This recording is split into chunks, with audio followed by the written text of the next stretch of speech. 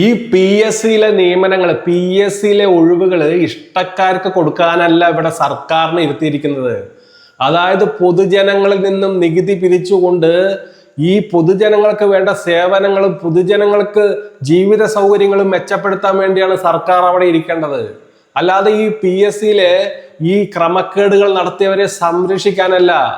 കുറച്ചു പേർക്കെതിരെയൊക്കെ കേസെടുത്തു, അവരെയൊക്കെ അന്വേഷണത്തിന് വിധേയമാക്കി എന്നൊക്കെ കുറച്ചൊക്കെ കണ്ണിൽ പൊടിയിടുകയൊക്കെ ചെയ്തു. പക്ഷെ അതിന് കൃത്യമായിട്ടുള്ള ഒരു നടപടി ഇതുവരെ സർക്കാർ എടുത്തിട്ടില്ല. ഈ സർക്കാരിന്റെ മൗനം ആർക്ക് വേണ്ടിയാണ്?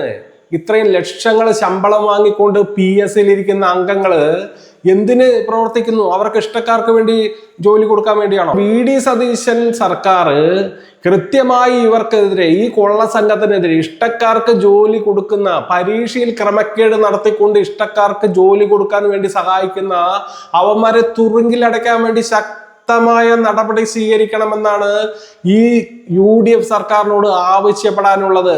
കേരളം മുഴുവൻ യുവജനങ്ങളുടെ രോഷം ആളിക്കത്തുകയാണ്.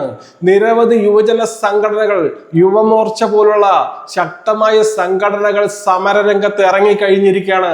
അത് കണ്ടില്ല എന്ന് നടിക്കാൻ ഈ വി.ഡി. സതീശനോ, വി.ഡി. സതീശൻ നയിക്കുന്ന UDF സർക്കാരിനോ കഴിയില്ല എന്നാണ് എനിക്ക് ഈ സർക്കാരിനോട് പറയാനുള്ളത്. ഈ കേരളത്തിന്റെ മുഖ്യമന്ത്രി വി.ഡി. സതീശൻ ഡൽഹിയിൽ സമരം ചെയ്യാനായിട്ട് പോയല്ലോ. ഈ പ്രധാനമന്ത്രിയുടെ വസതിയിലേക്ക് രാഹുൽ ഗാന്ധിയൊക്കെ നയിച്ചിട്ടുള്ള ആ മാർച്ചിൽ പങ്കെടുക്കാനായിട്ട് പോയല്ലോ. ധർമ്മേന്ദ്ര പ്രധാൻ രാജിവെക്കണം എന്നൊക്കെ പറഞ്ഞുകൊണ്ട്.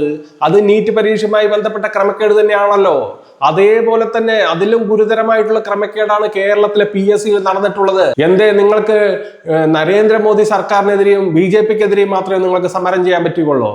ഈ നാട്ടിൽ, ഇന്ത്യ മഹാരാജ്യത്ത് എവിടെ എന്ത് അനീതി ഏത് സർക്കാർ ചെയ്താലും അതിനെതിരെ ശക്തമായ ജനരോഷം ഉണ്ടാക്കേണ്ടത് ഇവിടുത്തെ ജനങ്ങളുടെ ആവശ്യമാണ്. അല്ലാതെ ഇവന്മാർ ചെയ്യുന്ന സർക്കാരോ സർക്കാർ സംവിധാനങ്ങളോ ചെയ്യുന്ന കൊള്ളരുതായ്മകളെ മൗനമായിട്ട് ഇരുന്നു കൊണ്ട് അവരെന്തോ ചെയ്യട്ടെ എന്ന് പറഞ്ഞിരുന്നാൽ ഈ നാട് നശിപ്പിക്കും. അതുകൊണ്ട് ഇവിടുത്തെ യുവാക്കൾ, പഠിച്ചുകൊണ്ടിരിക്കുന്നവരും പഠിച്ചിറങ്ങിയവരും ജോലിക്ക് വേണ്ടി ആഗ്രഹിക്കുന്നവരും ഈ നാട്ടിൽ നടക്കുന്ന PSC കൊള്ളക്കെതിരെ ശക്തമായ രംഗത്തിറങ്ങിക്കൊണ്ട് സമര പരിപാടികളുമായിട്ട് മുന്നോട്ട് പോകണം.